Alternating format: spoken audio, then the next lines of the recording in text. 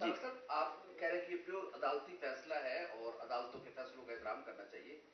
کیا آپ نے مشورہ نہیں دیا تھا پی ڈی ایم کی گورنمنٹ کو کہ آپ گورنمنٹ میں ہوتے ہوئے سپریم کورٹ کے باہر احتجاج نہ کریں اور چیف جسٹس کے خلاف غیر اخلاقی نعرے نہ لگائے جائیں؟ آپ نے مشورہ نہیں دیا تھا. اور دوسرا میرا سوال یہ ہے کہ کیا آپ نے کہا کہ سائبر کیس کے بعد ہمیں مالیاتی اداروں سے بڑی مشکل پیش آئی پیسے لینے، تو کیا ڈالروں کے لیے غیر ملکی قوتوں کو اجازت ہے کہ ہمارے اندرونی معاملات میں مداخلت کریں؟ آپ کے دوسرے سوال کا جواب پہلے دوں گا. پاکستان کی اعلیٰ ترین عدالت میں عدالت نے بارہا پوچھا ان سے کہ آپ ہمیں مٹیریل دیں، ایون ان کیمرہ ہی دے دیں.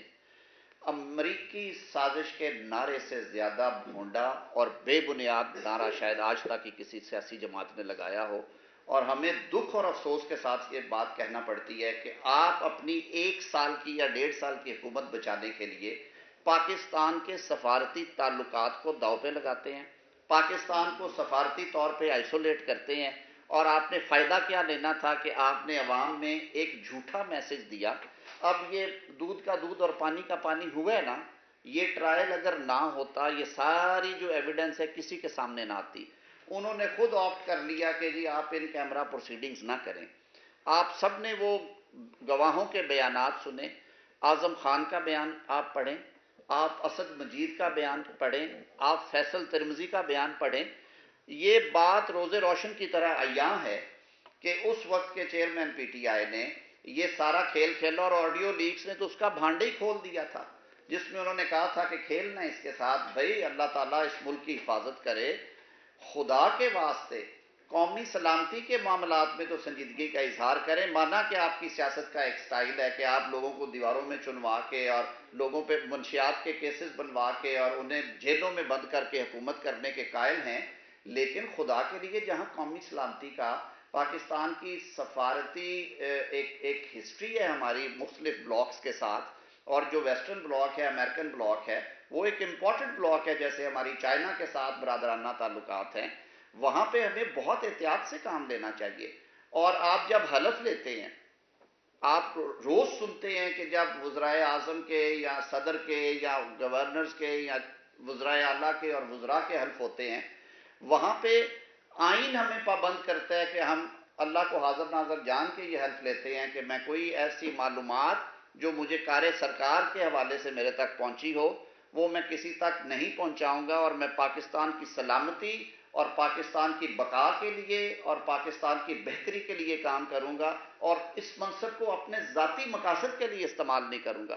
آپ الیکٹڈ پرائم منسٹر ہیں، آپ جلسوں میں جا کے ایک کاغذ لہرا رہے ہیں اور بعد میں کہہ رہے ہیں وہ خالی کاغذ تھا، اور آپ کہہ رہے ہیں کہ جی یہ سازش ہے، دیکھیں مجھے نکالنے کی سازش ہے. بھئی کون سی ایسی سازش تھی؟ یہ میں کہتا ہوں کہ جیسا آپ بوئیں گے ویسا کاٹیں گے. میں بالکل خوش نہیں ہوں. میں اس حوالے سے کہوں گا کہ وہ کہتے ہیں نا کہ اپنا دشمن مرے تے خوشی نہ کریے سجنا بھی مر جانا ہو. ہم تو خود بہت سارے پروسیسز میں گزر کے آئے ہوئے ہیں، لیکن بات کا بتنگڑ نہیں بننا چاہیے. آپ نے اگر ایک کام غلط کیا ہے اور قانون اگر اس کی گرفت کرتا ہے تو گرفت کرنی چاہیے. ہاں، آپ کو اگر پروسیجرز پہ کسی قسم کا ہے تحفظات ہے، طریقہ کار پہ تحفظات ہے، آپ کے پہلے بھی آپ عدالت میں جاتے رہے. آج بھی انہوں نے پہلے شوشا یہ سنا تھا میں نے کہ وہ عدالت میں جا رہے ہیں، لیکن بعد میں پتہ چلا کہ انہوں نے خود اسے ڈیلے کیا. شاید وہ ٹائمنگ ایسی چاہتے تھے کہ اس طرح کا کوئی فیصلہ آنے والا ہے تو پھر آنے دے. لیکن بات یہ ہے کہ چیزوں کو بہت سنجیدہ لینا چاہیے.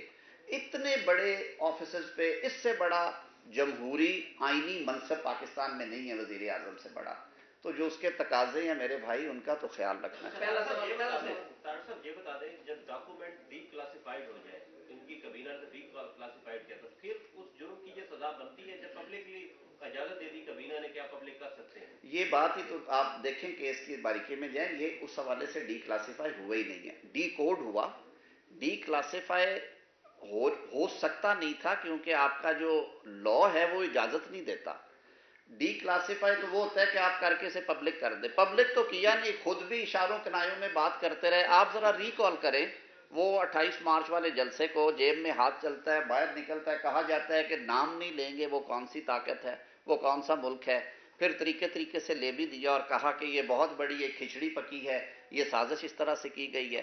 تو وہ کون سی سازش تھی جو پھر 1.5 سال 2 سال الٹی پاکستان کو پڑی؟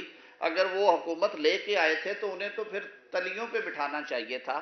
اس کے بعد جو IMF کا رویہ رہا, جو ورلڈ بینک کا رویہ رہا, جو اور انٹرنیشنل اداروں کا رویہ رہا, وہ آپ سب کے سامنے ہے. ڈاکٹر صاحب یہ بتائیے گا کہ آپ بھی شہباز کابینہ کا حصہ رہے ہیں, بڑے متحرک وزیر ہیں بلاول بھٹو زرداری بھی. زرداری صاحب نے کل کہا جی کہ شہباز شریف کو میں نے وزیر اعظم بنایا, لیکن وہ لکیر کے فقیر ثابت ہوئے ہیں. تو آپ کو لگتا ہے کہ شہباز شریف لکیر کے فقیر ہیں یا چیزوں کو تارا ہے جن کا؟ میرے خیال میں یہ بات اب زیب نہیں دیتی. 2 مہینے میں 3 مہینے میں تو سمجھ آ جانی چاہیے تھی کہ وہ لکیر کے فقیر ہیں. 16 مہینے تک وہاں پہ بیٹھ کے تالیاں بجائی جائیں اور دادے تحسین کے نعرے میں نے اپنے منہ سے سنے ہوئے ہیں چیئرمین پیپلز پارٹی سے کہ اس سے اچھا وزیر اعظم کوئی نہیں اور اس سے منتی وزیر اعظم کوئی نہیں ہے. اور سندھ کے سیلاب کو جس طرح میرے وزیر اعظم نے سنبھالا ہے کوئی اور وزیر اعظم نہیں تھا سنبھال سکتا. تو یہ باتیں تو ہم نے خود سنی ہوئی ہیں, میں اس پہ کمنٹ نہیں کروں گا. 324 کے آ رہے ہیں چند ہی دنوں میں. آپ کی پارٹی مطمئن ہے جو آپ کی لیول پلینگ فیلڈ کا ایک مطالبہ تھا وہ کلیئر ہے کوئی یا اس پہ کوئی؟ دیکھیے ووٹ جو ہے وہ ظاہر ہے جب پڑے گا تو سمجھ میں آتا ہے کہ کس طرف جا رہی ہے بات. اور یہ ایک ایسا خوبصورت حق ہے, میں اسے کہوں گا, اور اتنا بنیادی حق ہے شہریوں کا کہ وہ اپنی قیادت کا انتخاب ووٹ کی طاقت سے کریں. تو ووٹ کے بارے میں وقت سے پہلے پریڈکٹ کرنا, میں تو اس قبیلے سے ہی تعلق نہیں رکھتا کیونکہ یہ ایک سیکرٹ بیلٹ کا ہے. البتہ آپ کے سامنے ہے, آپ دیکھ لیں یہ جو سارا چل رہا ہے معاملہ. میں تو جب ٹی وی آن کرتا ہوں تو ہر جگہ پہ اسی طرح ساری سیاسی جماعتوں کے ذکر بھی ہو رہے ہیں, ساری سیاسی جماعتوں نے اپنے کینڈیڈیٹس بھی دیے ہوئے ہیں. آپ کے سارے سوالوں میں سے ایک سوال جو ابھی نکلنا ہے وہ یہ ہے کہ جو ان سے نشان لے لیا گیا, تو وہ بھی آپ سب کے سامنے ہے. نشان نہ لیا ہے کسی سیاسی جماعت نے, نشان لیا ہے ECP نے, الیکشن کمیشن آف پاکستان نے, اور اس کی پٹیشن گئی ہے سب سے اعلیٰ عدالت میں اور اس کی لائیو ٹرانسمیشنز آئی ہیں کہ وہ بند دروازے کر کے فیصلہ نہیں سنایا گیا. رات کو ٹی وی پہ چل رہا تھا سارا کچھ.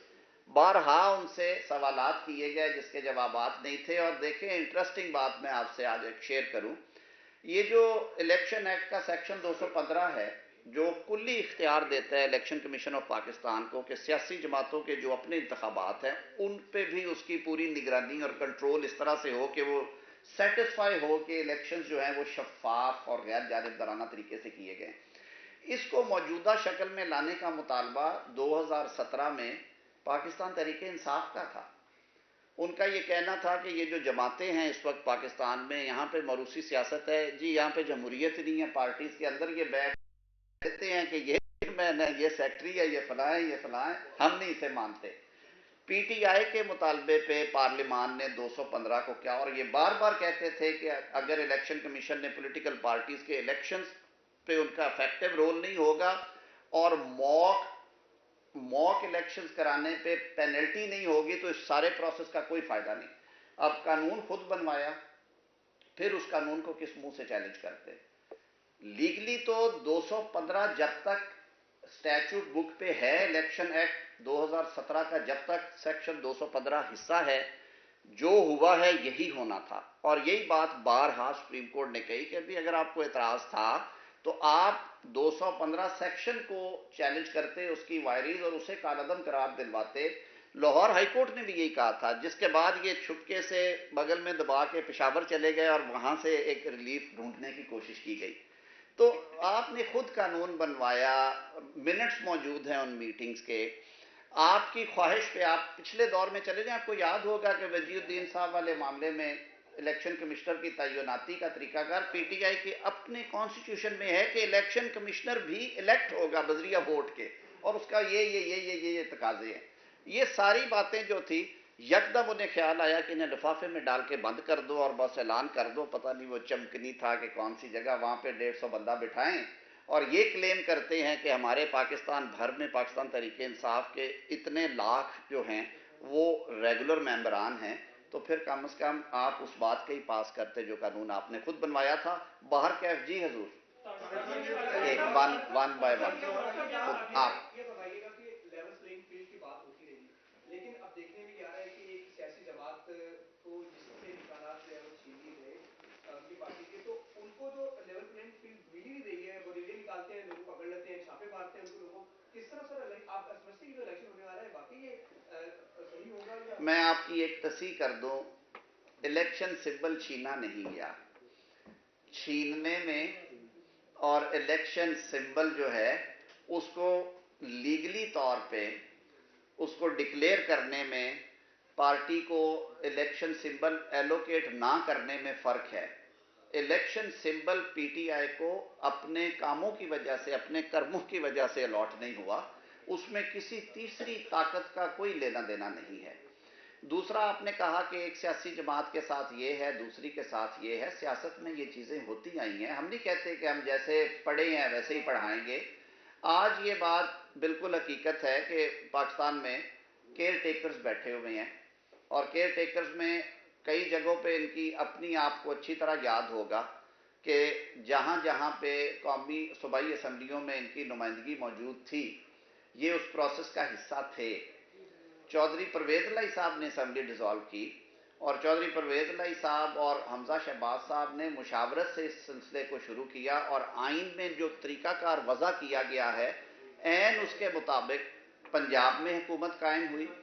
जो खैबर पख्तूनख्वा में हुकूमत कायम हुई, वो वहाँ के वज़ीर आला और लीडर ऑफ अपोजिशन ने कंसेंट के साथ उनको वज़ीर आला मरहूम आज़म खान साहब को मुकर्रर किया था, और फिर काबीना मुकर्रर हुई जिसमें मामूली रद्द-ओ-बदल हुआ है। आज़म खान साहब को अल्लाह करीके रहमत करे, वो इस दुनिया में नहीं है, लेकिन आइनी तरीके से ही फिर उनके जो जानशीन है वो भी आए।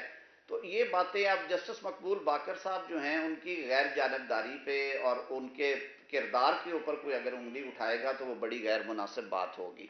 तो इन सारी चीज़ों को सामने रखते हुए मैं नहीं समझता कि कोई ऐसी गैर कोई हैजानी कैफियत है कि जिसमें नहीं हो रहा। मैं तो खुद जब सुबह उठ के टीवी लगाता हूँ, मुझे हर तरफ हर चीज़ें, हर रंग नज़र आते हैं। पीटीआई वाले भी लगे हुए हैं, पीएमएलएन भी कैंपेन कर रही है, पीपल्स पार्टी भी ज़ोरों शोर से है, दीगर जमातें भी हैं, और वोट तो डाल रहे हैं वोटर ने अंदर पोलिंग स्टेशन में जाके। वोट सड़क पे तो हाथ नहीं खड़े करवाए जा रहे हैं ना।